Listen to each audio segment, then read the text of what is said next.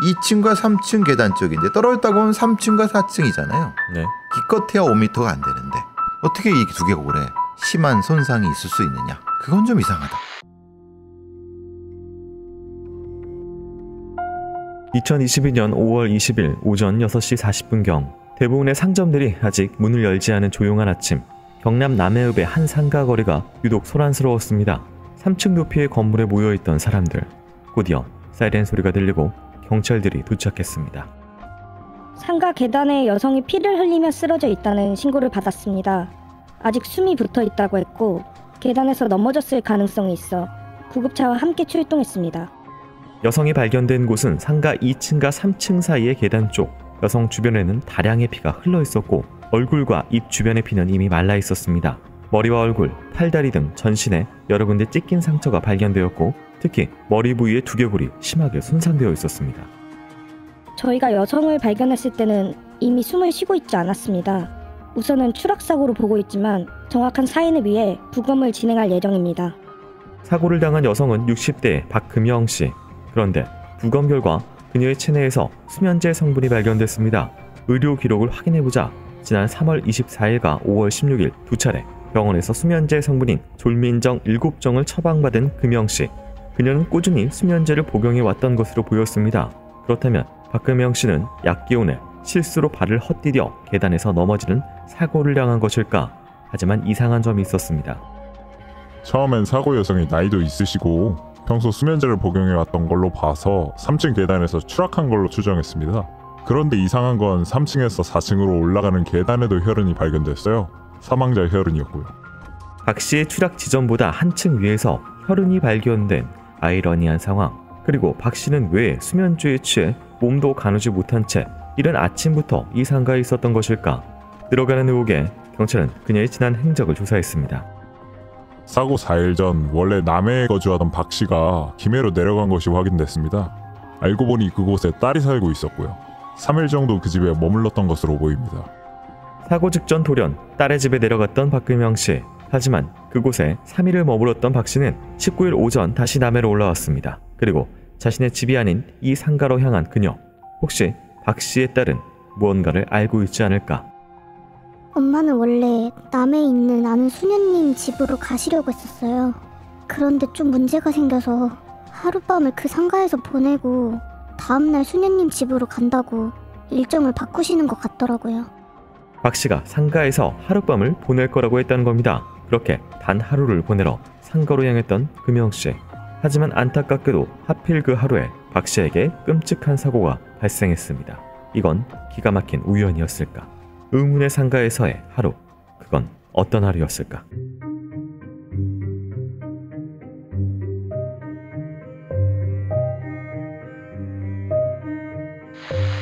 안녕하세요. 이곳은 크라임. 저는 진행과 연출을 맡고 있는 김PD입니다. 여러분 반갑습니다. 날카롭고 정확한 분석으로 대한민국의 정의를 세우고 계시는 배상훈 프로파일러님 모십니다. 예, 안녕하세요. 배상훈입니다. 반갑습니다. 네, 배상훈 반갑습니다. 크라임은 내게 꼭 필요한 보험만 남겨주는 보험 솔루션, 보험 장터와 함께합니다. 자, 오늘 준비한 사건은 2022년 5월 남해 쪽에서 발생한 사건인데요. 계단에서 다치신 걸로 처음엔 파악되신 60대 여성 박금영 씨 가명이고요. 다량의 피가 흘렀었는데요. 당시 상황은 어떻게 보시나요? 머리 쪽에 든 두개골에 심각한 손상이 있었고 수면제는 트리아졸람이 포함된 그 수면제를 드셨었는데요.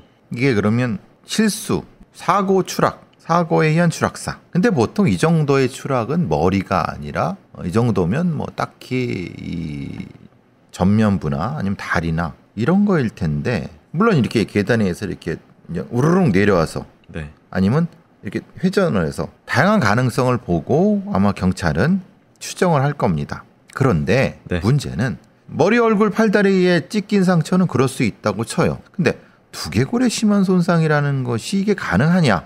왜냐하면 지금은 2층과 3층 계단 쪽인데 떨어졌다고 하면 3층과 4층이잖아요. 네. 기껏해야 5m가 안 되는데 어떻게 이 두개골에 심한 손상이 있을 수 있느냐? 그건 좀 이상하다. 그러니까 계단 자체가 굉장히 길어서 많이 막 뒹굴고 막 고르르 네. 막 그랬다고 해도 몸이 완충이 돼서 네. 두개골에 그렇게 심한 손상이 오진 않아요. 끌고 찢어지고 뭐 이렇게 돼도 두개골의 심한 손상이라면 그렇게까지는 안 되거든. 네. 그러니까 이거는 균형이 안 맞는다는 건 많이 알 수 있을 거예요. 이게 어쨌든 최초 자세는 당시에 이제 구조되고 막 이런 상황에서 알려진 바는 없었고요. 신고 당시에는 숨이 붙어 있었다라는 얘기는 있었는데 다시 또 경찰이 발견했을 때 숨이 멎어 있었다라는 얘기 있었고. 그럼 누가 발견한 거예요? 신고. 그러니까 112가 네. 발견한 거예요, 119가 발견한 거예요. 글쎄요, 그러니까 잠깐만. 이런 것들이 네. 중요하다는 거예요. 네네네. 그리고 112가 발견했던 119가 발견했던 최초의 자세는 반드시 촬영을 해둬야 됩니다. 근데 그것이 없다는 건 이거는 2022년의 사건 처리로서는 미흡하죠. 얼굴과 이쪽에는 피가 말라 있었다라는 거는 이게 시간적으로 어떻게 봐야 될까요? 아니 말라 있으면 안 되는 거 아닌가요? 네. 만약에 떨어져 갖고 한 30-40분이 지나서 1시간 정도 지나서 말라 있을 수는 있죠. 그거를 좀 과정을 봐야 되겠죠. 돌아가시면 피가 나오진 않아요. 네. 심장이 멈추니까요. 그렇죠? 그게 설명이 돼야 돼요. 이 혈흔 관련돼서 또 3층에서 2층 사이인데 그러니까 거기서 굴렀으면 거기만 혈흔이 있어야 되는데 그 위에 층에 4층 올라가는 거기 계단에 또 있어요. 물리법칙이 안 맞죠. 네. 그럼 피는 위에서부터 원래 흘리고 있다가 내려와서 됐다는 거예요. 네. 그러니까 피는 떨어져서 한 게 아닐 수 있다는 거죠. 이 피가 난 상처는 다른 어딜 부딪혔거나 그럼 부딪혔다거나 그런 부분 아니면 그게 어떤 흔적이 있겠죠. 그걸 찾아봐야죠. 아시다시피 이제 지그재그 모양으로 계단이 되어 있기 때문에 힘을 잃어도 그냥 일자면은 쭉 4층부터 뭐 2층까지 내려갈 수 있으나 한번 꺾이기 때문에 이게 뭐 4층에서 굴러서 이렇게 꺾여서 3층, 2층으로 내려갈 수는 없는 상황이거든요. 그렇죠. 가정주택이나 근린상가가 계단이 이게 1층부터 4층까지 그런 네. 계단이 없죠. 네네. 그렇기 때문에 이건 좀 이상한 상황이고요. 그렇죠. 예. 그럼 수면제는 뭐죠? 수면제는 네. 자기가 먹은 건가요? 본인 처방을 받은 기록? 처방은 뭐 네. 있다고 해도 네네. 7정을 받았는데 7정을 다 받았다는 건가요? 다 먹었다는 건가요?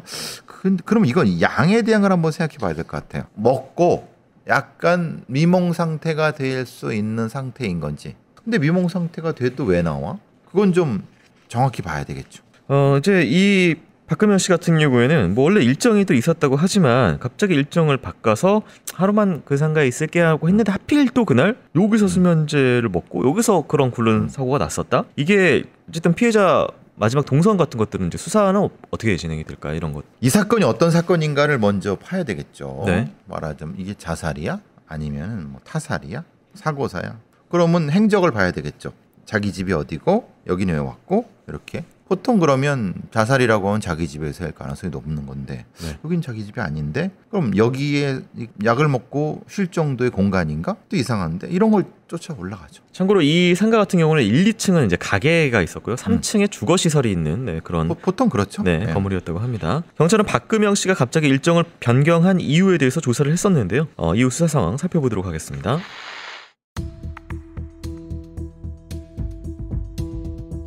경찰은 박금영 씨가 계속해서 거주지를 옮기려 했던 이유에 대해서 조사했습니다. 그런데 박 씨가 김의 딸 집으로 내려가기 바로 전날 남해에 있던 박 씨 집에 화재가 발생했습니다.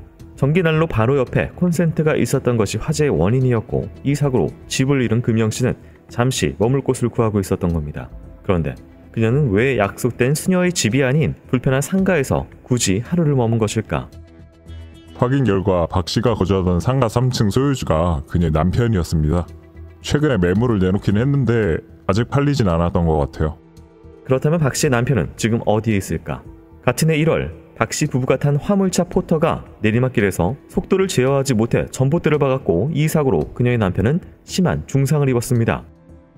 남편이 원래 몸이 안 좋았더라고요. 작년 12월에 뇌경색 의심 증상으로 응급실에 후송됐었고 말기 심장병 투석 중이었던 것으로 확인됐습니다. 교통사고 이후에는 외상성 2개 뇌출혈로 선망 증세가 심해 가족을 몰라볼 정도로 의식이 저하됐습니다. 꽤 위독한 상태였던 것으로 보입니다. 이 부부에게 계속해서 몰아닥치는 위협들, 도대체 왜 이런 일들이 벌어지는 것일까? 금영 씨 사고에 대해서도 의문을 품게 된 경찰은 상가 주변 CCTV를 수집해 그녀의 지난 행적을 파악했습니다. 그런데 CCTV에서 발견된 의문의 실루엣, 19일 저녁 6시쯤 그녀가 한 남성과 함께 상가 건물 안으로 들어가는 모습이 찍혔습니다. 그 이후로 건물에 나간 흔적은 없었고요. 그녀와 함께 건물에 들어왔지만 나간 흔적은 없는 남성. 경찰은 건물에 또 다른 출입구가 있는 것은 아닌지 조사하며 이 남자의 정체를 찾기 시작했습니다. 그런데 경찰은 당시 금영 씨를 처음 발견해 신고한 것이 그녀의 아들이었음을 확인했습니다. 혹시 아들은 그 남성에 대해 무언가 알고 있지 않을까? 글쎄요. 저는 19일 오후 7시 반인가 그때 술 약속이 있어서 외출했다가 밤 11시쯤에 집에 돌아왔어요. 그때는 분명 집에 엄마가 있었거든요. 저랑 같은 이불을 덮고 잤어요. 근데 아침에 일어나 보니까 엄마가 없는 거예요. 이상해서 대문을 열고 나가보니까 계단 밑에 엄마가 쓰러져 있었어요. 그때 바로 신고했던 거고요. 아들 최 씨는 최근 아버지 교통사고 이후 병원비가 많이 나와 어머니가 기력이 없는 상태라고 했습니다. 그 때문에 상가 건물도 매도하기로 했다는 것. 심지어 금영 씨 역시 사고 이후 중수골 골절 등으로 기억에 문제가 있었고 평소 자주 넘어졌다고 했습니다. 때문에 아들 최 씨 역시 계단 아래 어머니를 발견했을 땐 당연히 불행한 사고라고 생각했었다고 했습니다. 그런데 CCTV를 확인하던 경찰은 이상한 점을 발견했습니다. 아들 최 씨는 저녁 7시 반에 외출했다가 밤 11시에 귀가했다고 진술했습니다. 그러나 CCTV상에서 그는 저녁 9시 18분쯤에 집에 돌아왔어요. 상가 안에서 35분경을 머문 다음 신발을 슬리퍼로 갈아 신고 다시 밖으로 향했습니다. 이후 그가 다시 집으로 돌아온 시간은 11시가 훨씬 지난 새벽 2시 30분경이었습니다. 아들 최 씨는 이 외출에 대해서 대체 왜 거짓말을 했던 것일까?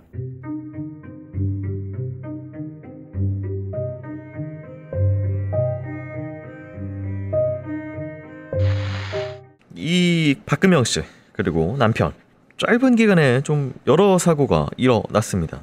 어떻게 보실까요? 사람에 따라서는 불행이 겹쳐올 수도 있죠. 그런데 이렇게까지 집중적으로 특별한 사람만한테 하면은 좀 이상하다고 봐야 되겠죠. 의문을 갖고 좀 살펴봐야 된다. 집에 불이 나고 교통사고가 난다, 이것이 연달아 날 가능성이 얼마나 될까요? 그리고 전기 난로에 의한 화재라고 하는 것은 그렇게 흔하진 않습니다. 옛날에는 전기가 불안정해 갖고, 근데 요새 집은 불이 나기엔 거의 없습니다. 이렇게 하면 아마 소방관들도 이상하게 생각할 거예요. 그 다음에 이게 포터인데 박았다 그런 거잖아요. 근데 남편이 굉장히 심각한 중상을 입었다는 거잖아요. 네. 근데 외상성 두개 출혈을 선방이래요. 아니 얼마나 심하게 그랬길래? 에어백이 안 터진 것인지. 그러니까 이게 웃기다는 거예요. 왜냐? 이게 내리막길에서 제어를 못해서 박은 거잖아요. 사고가 난 게 아니잖아요. 그러니까 속도가 막 해서 박은 게 아니라 사이드가 풀려갖고 꽝인 거잖아요. 근데 이렇게 심각히 부상을 입나요? 의심해 보려면 굉장히 이상한 의심을 많이 받을 수 있는 건들이에요. 네, 그 신고 관련된 내용, 이건 아들이 당시에 발견했었다고 하고요. 지금 이제 어머니랑 이내 그때 같이 있었던 것으로 파악이 됩니다. 근데 이제 시간 관련돼서 좀 뭐 오류인지 진술이 이상한 부분이 있고, 또 이제 진술 전체 내용은 어떻게 보실까요? 그러니까 이제 본인이 그러니까 자기는 19일 오후 7시 반에 약속이 있어 나갔다가 11시쯤에 들어왔다. 그땐 엄마가 있었다. 같이 이제 있었으니까 잤겠고, 일어나 보니까 없더라. 근데 나가서 보니까 쓰러졌더라. 네. 그러니까 시간에 오류가 날 리가 없죠. 왜? 들어온 시간은 11시 반에 들어왔어. 자긴 술 약속은 있었어. 그럼 왜 이게 이상한 차이가 나죠? 근데 이제 문제는 경찰이 수사해 보니까 7시 반에 외출했다가 11시에 귀가했다고 했는데 근데 왜 중간에 9시 18분은 뭐야? 그럼 본인 얘기를 해야죠. 사실 11시에 들어온 게 아니라 9시에 들어왔다고 얘기를 해야지 맞죠? 네. 그러면은 9시 18분에 들어와서 10시까지 상가 안에서 뭐 한 거예요? 집에서? 이걸 설명을 해야죠. 그렇지 않나요? 네, 35분간 머문 시간이 그렇죠. 있었고요. 그럼 그때 엄마는 어디 있었어? 네. 그런 얘기를 해야죠. 자, 경찰은 이 CCTV 속 의문의 남성의 정체에 대해서 파악을 해냈는데요. 그 내용 살펴보도록 하겠습니다.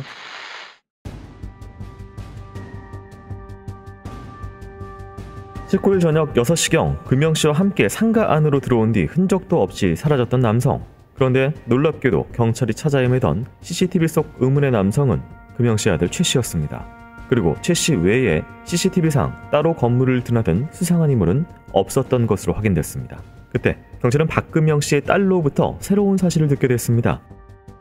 엄마가 남해로 올라간 날, 그러니까 19일 저녁 5시 25분쯤 엄마랑 통화를 했어요. 요새 안 좋은 일도 많고 엄마가 속상했는지 그때 막 서럽게 울면서 전화를 끊었거든요.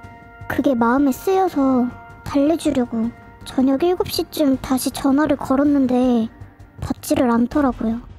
사실이었습니다. 심지어 박금영 씨의 통화 내역을 확인한 결과 가장 마지막 발신 기록은 19일 저녁 5시 51분경이었고 그 직전인 5시 38분쯤엔 다음날 머물기로 했던 수녀와 통화를 했습니다. 그런데 그로부터 고작 1시간 뒤인 6시 50분경부터 박금영 씨는 딸의 전화를 포함해 휴대의 전화에 걸려오는 어떤 전화도 받지 않았습니다. 혹시 그녀가 전화를 받지 못할 상황에 처해 있었던 건 아닐까? 게다가 저녁 7시 30분 친구를 만난다며 외출을 했던 아들 최 씨. 이 모든 것은 우연인 것일까? 그런데 그날 최 씨와 함께 술자리를 가졌던 최 씨의 친구로부터 고백할 것이 있다며 연락이 왔습니다. 그날 최랑 1차 술자리부터 같이 있었어요. 한참 술 마시다가 걔 얼굴을 봤는데 뺨에 물방울 모양의 피 같은 게 묻어 있는 거예요. 그래서 이거 뭐냐, 피 아니냐 그랬더니 낮에 논 갈다가 흙에 좀 튄 것 같다 그러면서 바로 다가내더라고요. 뭐 전혀 당황하지도 않아서 당연히 그런 줄 알았어요. 하지만 최 씨 친구는 이상한 것이 그게 다가 아니라고 덧붙였습니다. 1차 끝나고 9시쯤 넘어서였나 신발이 불편하다면서 집에 들러 슬리퍼로 갈아 신고 오겠다고 했어요. 그래서 그 상가 1층 무인 카페 갔거든요. 근데 슬리퍼에 피 자국 같은 게 묻어있는 거예요. 아들 최 씨에게서 자꾸만 발견되는 수상한 자국들. 최 씨의 주장대로 그건 단순히 흙이었던 것일까? 경찰은 박금영 씨가 사망한 상가를 수색하던 중 수상한 물건을 발견했습니다. 건물 사이에 검정색 비닐봉투가 발견됐습니다. 그 안에서 수면제 3정이 들어있는 플라스틱 물약통, 수면제 성분이 녹아있는 액체 12ml들이 백색 플라스틱 물약통과 주사기 1개, 그리고 피해자의 혈흔이 묻은 수건이 들어있었습니다. 중요한 증거가 발견됐습니다. 심지어 발견된 수면제는 금영 씨 체내에서 발견된 졸민정 성분 트리아졸란과 일치했습니다. 그녀가 굳이 주사기까지 사용해서 수면제를 복용했는지 의문이 드는 상황. 엄마가 수면제를요? 아니에요. 엄마는 불면증 치료도 받은 적이 없어요. 근데 지난 3월인가?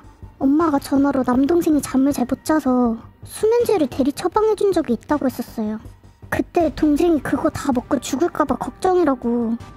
아들 최 씨에 대한 의심이 짙어진 경찰은 곧장 그를 불러 추궁했습니다. 하지만 최 씨는 어머니를 잃은 안타까움과 함께 억울함을 호소했습니다.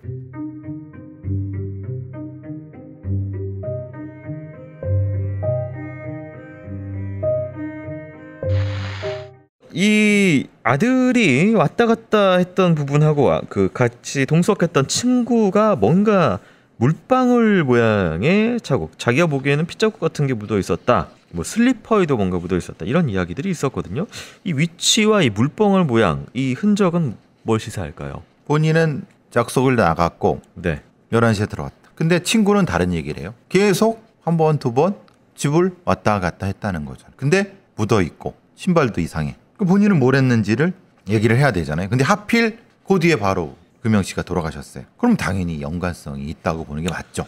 그리고 그 건물에는 그 사람밖에는 드러나지 않았다. 네. 이건 뭐 분명히 설명해야 될 것이 존재하는 거죠. 네, 어머니가 수녀님과 통화를 했던 시간이 오후 5시 38분 정도, 그리고 발신 기록도 5시 51분경에 하나 있었고요. 그러면 5시, 6시쯤부터 못 받았죠, 전화를. 네. 7시 반, 1시간 반 동안 뭐 한 거예요? 근데 뭐 그때쯤에 하필 교묘하게 아들이 또 약속을 나갔습니다. 이 집에서. 근데 전화를 안 받는 어머니와 아들은 같이 있었죠. 그 다음에 7시 반에 나갔죠. 그럼 그 1시간 동안 뭐가 일이 있었다고 보는 게 맞죠. 전화를 못 받아야 되는 상황이 있거나. 그리고 이제 또 상가 건물에서 비닐 봉지가 발견이 됐었는데 건물 사이에 있었다고 해요. 수면제 3정이 들어있는 플라스틱 물약통, 그다음에 이게 수면제 성분이 녹아있는 액체 12ml가 들어있는 물약통과 주사기가 있었습니다. 또 그러면 피해자 혈흔이 묻은 수건까지 있었고요. 그럼 이것은 네. 아마 식염수에 녹인 수면제 성분이겠죠. 네. 녹인 것은 경구용보다 훨씬 효과가 빠르죠. 그런데 빨리 반응을 하는 만큼 이 주사제는 일종의 미몽 상태를 만들 수 있는 것 같다는 느낌이 들어요. 이제 먹어서 네. 하면은 뇌가 서서히 해갖고 잠이 탁 오잖아요. 네. 근데 이 주사제로 하면은 그 양까지는 아닌데 몸이 통제가 되지 않는. 그러니까 만약에 이거를 이자가 이용했다고 하면 네. 아주 잔혹한 놈이에요. 그러니까 주사제를 통해서 네. 이 통제 약물인 수면제를 넣었다고 하면 이건 공부도 많이 했고 네. 연구도 많이 한 거죠. 어떻게 보면. 그러니까 어머니 같은 경우에는 불면증 치료 받은 적 없었다. 그러니까 어머니가 오히려 전화 때 저기 남동생 지금 이제 아들 최씨죠. 아들이 좀 잠을 못 자서 수면제 대리 처방을 엄마가 받았다. 그러니까 그러니까요. 엄마가 약을 처방 받았어도 아들 그걸 준 거죠. 경구로 먹은 적은 없는. 그래서 만일 이날 무슨 상황이 있었는지 모르지만 어머니한테 갑자기 그 약을 먹어봐라고 할 수는 없잖아요, 아들이. 그렇죠. 예. 그래서 이 주사제가 왜 쓰였는지, 주사기가 쓰인 건지. 네. 그러면 혈흔은 왜? 혈흔이 묻은 수건이가 이상하잖아요. 혈흔을 네. 닦아놨다는 건가요?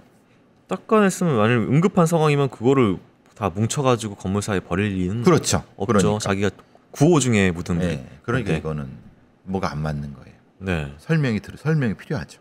자신은 어머니를 살해하지 않고 되려 억울하다고 호소했던 아들 최 씨. 진실은 무엇이었는지 수사 상황 살펴보도록 하겠습니다.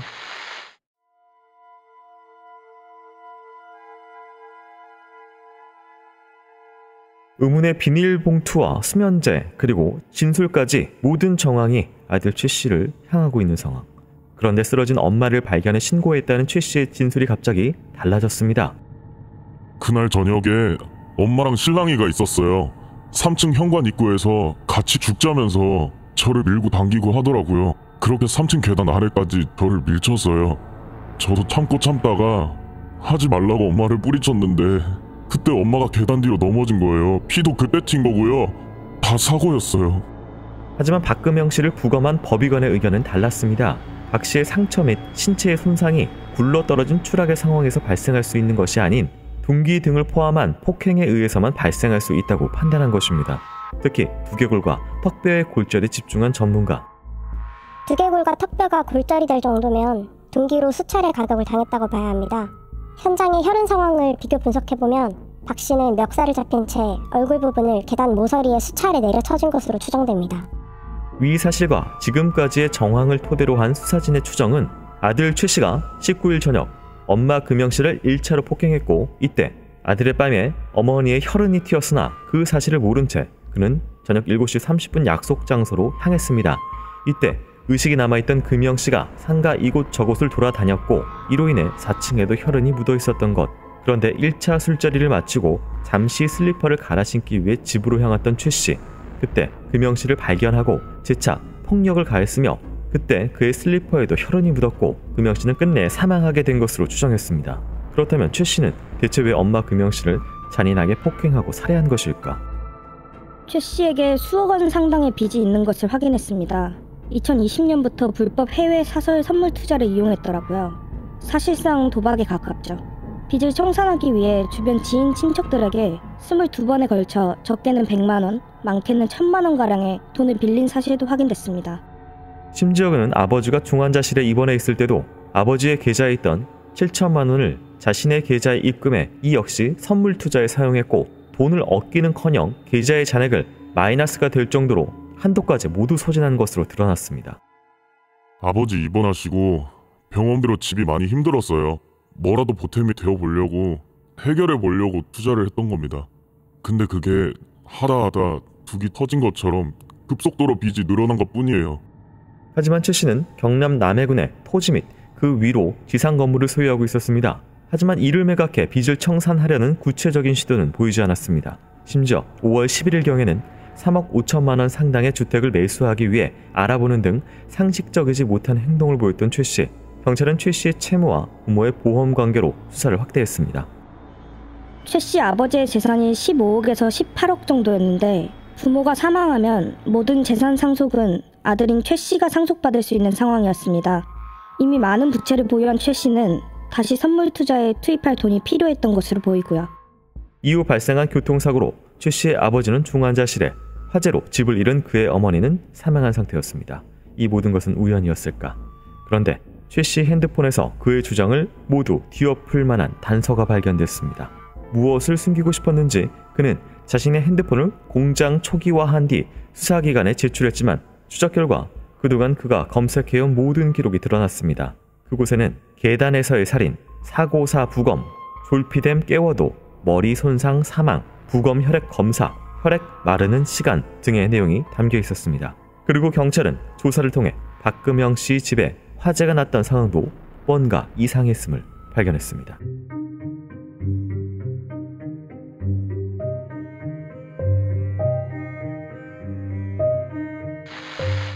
박금영 씨 집에서 화재가 났던 날 박금영 씨가 최 씨 부부 집에서 저녁을 먹었습니다. 아들 최 씨. 그러나 이제 저녁 식사 중에 어머니인 박금영 씨가 음식을 다 먹지도 않았는데 갑자기 꾸벅꾸벅 졸았고 아들인 최 씨가 어머니를 직접 집에 데려다 주었습니다. 잠을 자다가 목이 칼칼해져서 잠에서 깼다는 박 씨는 집에 화재가 났다는 사실을 발견했지만 밖으로 나가려고 문을 열어도 모두 문이 잠겨 있었고 심지어 박금영 씨가 잠들었던 방의 방문이 바깥에서 잠겨 있던 것으로 확인이 됐습니다. 당시에 아들 최 씨 위에 주택에 출입한 사람은 없었던 상황입니다. 뭐 이 새끼가 지 엄마를 죽이려고 한 거죠. 졸았다는 건 약을 썼다는 거고. 그러니까 이때부터 약을 쓰는 것을 알았다는 거고 집요하게 죽이려고 했던 것 같은 느낌이 계속 들어요. 근데 이게 약간 양측이 이 화재 사건에 대해서도 오가는 게 아들 측에서는 어쨌든 그 당시에 화장실 문이 조금 열려 있어서 최 씨에게 전화를 했고 그 문을 통해서 아들이 와서 또 끄집어내서 살았어요.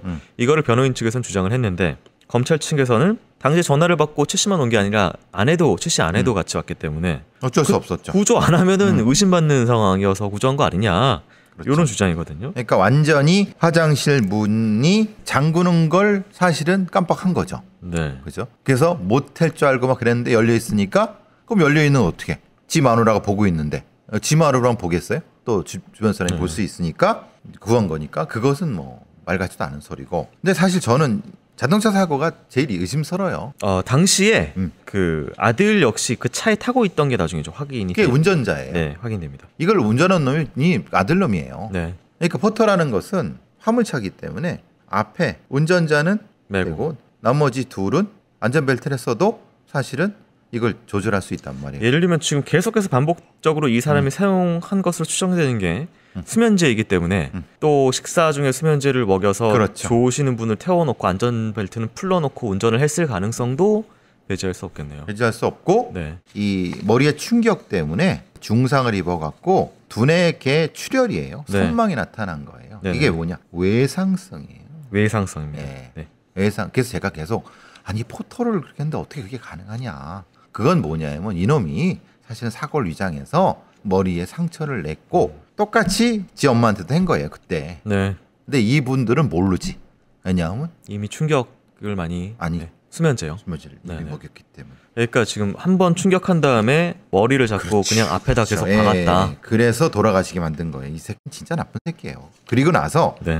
자기 엄마도 안 되니까 똑같은 방식으로 불을 네. 태워 죽이려고 했는데 이번에 실패 또 그것도 했죠. 안 됐고 이제는 계단에서. 똑같은 방식으로 한 거죠. 그래서 이게 연결이 되는 거지. 네. 갑자기 왜 계단에서 저랬을까라고.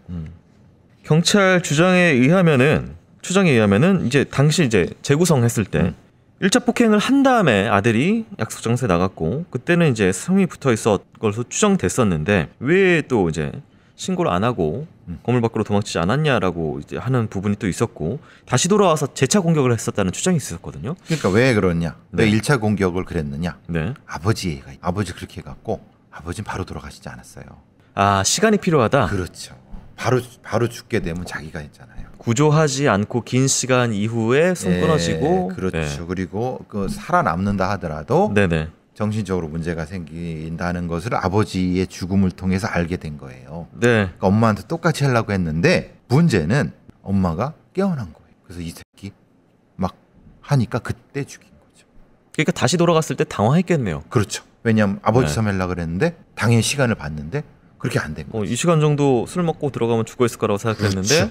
그렇게 된 거지. 그래서 다음날 새벽까지 기다렸다가 더 긴 시간 폭행한 다음에 긴 시간 그렇게 뒤에 된 거지. 예. 그래서 피가 말라붙어 있었고. 그렇죠. 그래서 마르는 시간 나오는 네. 거고 여기 나오는 거고 네. 사고사 부검, 졸피뎀, 머리 손상 사망. 그래서 왜 머리 손상 사망이 나오느냐가 그거예요. 검색어에 이 머리 손상은 아버지부터 연결되는 지 엄마 되는 거고 혈액 검사, 마르는 시간, 계단 살인이라고 하는 게 다 나온 거예요. 이 지금 동기로 강력하게 추정되는 게 돈 문제입니다. 이제 과도하게 선물이라고 하는 것이 사실 엄청난 예를 들면 도박이 도박. 그러니까 엄청난 돈을 성실할 수 있는 걸 하는데 이 웃긴 거는 자기 재산 처분해가지고 밑갚을 생각을 안 하고 그렇죠. 계속해서 부모 돈 빨아가지고 지금 이제 지 거라고 생각하니까 지 거라고 생각하고 빨리 부모가 죽어야지 자기 거라 생각하니까 네. 도박을 한 거예요. 선물은 도박이에요. 그리고 이제 심지어 자기가 보유하고 있던 땅 역시 어쨌든 아버지한테 증여받은 것이었거든요. 그렇죠. 자기가 뭐 벌어서 한 것도 아니고요. 이건 말 그대로 살모사기를 키운 거예요. 이게 되게 안타까운 또 사실이 하나 있었는데 어머니 같은 경우는 아들의 빚 관련 문제를 알고 있었다고 하고요. 이 청산해주기 위해서 이 사고가 났던 상가 이 건물을 매각하려고 할 정도로 아들을 위해서 그렇죠. 그래서 뭔가 처리를 해주려고 했었는데 이 아들이 어머니가 확실하게 사망한 사실을 확인하자마자 노트북을 켜고 해외 선물 투자에 접속한 기록이 있습니다. 이런 새끼들은 완전히 그 자기 부모를 지갑으로 안 거지. 네, 재판 결과 살펴보기 전에요. 전하는 말씀 좀 듣고 오도록 하겠습니다. 와. 왜? 무슨 일 벌어졌나? 이게 되네요. 저희 방송 보시고 보험 장터로 상담하신 분이 기존 보험료 39만 원 정도에서 20만 원 정도 줄여서 19만 원 내시면서도 보장 항목이 넣으셨다네요. 김 PD, 자네를 보면 항상 이런 생각이 들어. 무슨 생각이요? 이 인간 싹 패구나. 인간에 대한 믿음이 없구나. 무슨 소리 하시는 거예요? 김 PD, 우리 광고주야. 믿어야지. 이게 실제 사례라고. 심지어 그분은 기존에 중증 질환인 뇌출혈, 급성 심근경색만 보장되다가 보장 항목이 경증 질환인 뇌동맥류와 협심증까지 보장을 확대받았다고. 와, 보험료가 줄면서 보장까지 늘었다고요? 1:1 상담을 통해서 보험료는 팍팍 줄이고 보장은 쫙쫙 늘려준다고. 번호가 뭐죠? 1544-5788. 자세한 건 더보기 눌러보라고. 더보기 눌러서 보험장터 링크 클릭하거나 카톡 아이디 JK6003 검색해도 되는군요. 근데 진짜 이렇게 믿음이 부족한 자네는 역시 샤페. 믿는다고요. 광고주님 믿는다고요. 미래를 위한 안전장치 보험장터. 보험은 보험 전문가와 상의해보세요. 재판은 3가지 부분에 의해서 진행됐습니다. 교통사고 관련된 부분, 집 화재 관련된 부분, 그리고 계단에서 발생한 이 사망사건 관련된 부분입니다. 첫 번째 교통사고 관련된 부분에 대해서 살펴보도록 하겠습니다. 피해자들은 교통사고로 인하여 큰 충격을 받기는 하였지만 곧바로 사망에 이를 정도의 상해를 입지는 아니하였다. 따라서 설사 피고인이 교통사고를 고의로 낸 것이라고 가정하더라도 피고인이 당시 자신의 행위로 인하여 자신 또는 피해자들이 교통사고가 발생하였을 때 교통사고로 인하여 일반적으로 발생할 수 있는 상해를 입는 것을 넘어 사망할 것까지 감수하였다거나 예견하였다고 단정하기는 부족하다라고 혐의 없음을 판시를 했고요. 그래서 이걸 수사한 애들이 머리가 모자라다는 게 얘의 의도는 그게 아니라 교통사고로 인해서 이 부모를 죽일 생각이 있는 게 아닌 거예요. 네. 왜냐하면 그건 자기도 걸리니까. 네. 교통사고가 아니죠. 돌이킬 수 없을 정도의 손상을 입힐 손상만 정도. 입히면 되는 거예요. 그러니까 기소가 잘못된 거죠. 당연히 이건 혐의는 없지만은 상해의 혐의는 있지. 네, 어쨌든 집 화재로 넘어가 보도록 하겠습니다. 집 화재 건에 대해서는 피해자는 화재 당시 이 사건 주택의 구조를 충분히 숙지하고 있었을 것으로 보이고 잠에서 깬 직후 현관 또는 창문 등을 통하여 탈출할 수 있는 상황이었다고 할 수 있다. 그럼에도 피해자가 화재 발생 직후 이 사건 주택에서 창문 또는 현관문을 통해 즉시 탈출하지 못한 것은 피고인이 피해자가 현관 또는 창문을 통해 탈출하지 못하도록 미리 대비한 것을 제외하고서는 설명이 되지 않는다면서 이거 유죄 부분에 인정했었고요. 계단 사망에 관련돼서는 피고인이 피해자의 멱살을 잡고 피해자의 머리를 계단 모서리에 수에 내리치는 등의 방법으로 피해자를 살해한 사실을 인정할 수 있다라고 하면서 이것도 유죄 인정을 했고요. 형량은 최종 무기징역을 인정했습니다. 그러니까 한 사람만 죽여서 무기징역이에요. 네. 사실 아버지도 죽인 건데 네. 아버지 죽인 것에 대한 교통사고에 대한 것이 혐의가 없음이 나왔으니까 네. 이놈이 사형을 안 받게 된 것은 앞에 있는 교통사고에 대한 이 기소라든가 수사가 잘못된 부분이죠. 네.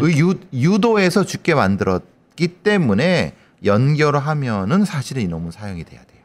3번을 시도 끝에 3번째 어머니를 죽인 거잖아요, 지금. 네. 아버지도 실제로는 한 번에 한 후에 죽게 만들었지. 네. 그러면 이놈은 살려도 가치가 없는 놈이죠. 그러니까 수사가 왜 그렇게 중요한지 각각의 경우가 네. 그리고 이 계단에서의 경우가 어떻게 앞과 연결되는지에 대한 논리적 구조를 연결시키는 게 얼마나 중요한지가 나오는 거예요. 그렇게 하지 않고 각각을 분리해 버리니까 이거 무기징역밖에 안 나오죠. 그러니까 부모님이 돈이 좀 있었고 아들한테 좀 일부를 줬고 또 상가 건물도 또 팔아서까지 좀 해주려고 했는데 만약에 싹수가 노라면은 사실은 주면 금전 지원을 최초에 잘랐어야 됐는데 딱 봐도 이거는 싹수가 노라고 저러잖아요. 계속 그 놀고 먹고 사고만 치고 다니잖아요. 네.